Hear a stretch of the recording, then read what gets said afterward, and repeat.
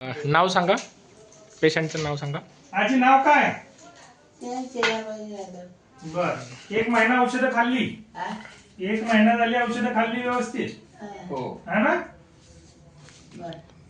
बर 3 वेळा डायलिसिस करत होता, आता तुम्ही सांगितलं 3 वेळा डायलिसिस करत होतो पहिले. आता 15 दिवसापासून झाला, पण एकच वेळ करतोय. तरी चांगलं वाटतंय मला पहिल्यापेक्षा, नाही का? आणि 3 वेळा करून तुमचं क्रिएटिनिन होतं 2.85, जे आता आलंय 2.62. 31 तारखेला एक केला आता परवा. हो. पण अगोदरचं जे तुमचं होतं 3 वेळा डायलिसिस केल्यानंतर पण 2.85 मेंटेन होतं, 2.8 साधारण. ते आता जे तुम्ही केलंय 2 जानेवारीला म्हणजे कालच, ते 2.6 आहे.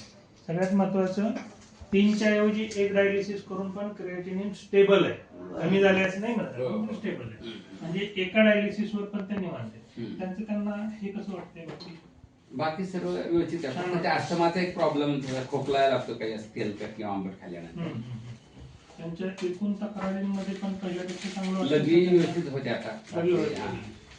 आता पाणी जास्त पिलं तर चालेल का? म्हणजे पाणीला सूज वगैरे काय वाटते का? आता कमी आहे सर, सोनीपेक्षा कमी आहे कम्पॅरेटिव्ह. म्हणजे डायलिसिस कमी करून पण सूज सूज कमी. कमी. हा.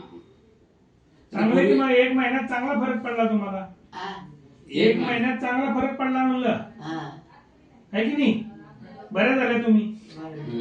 औषधं खायची का बंद करू? औषधं देऊ का बंद करू म्हटलं? हे चांगलीच की औषध आता तू खाते ते आयुर्वेदिक, ते पावडर काढा वगैरे पिती तू.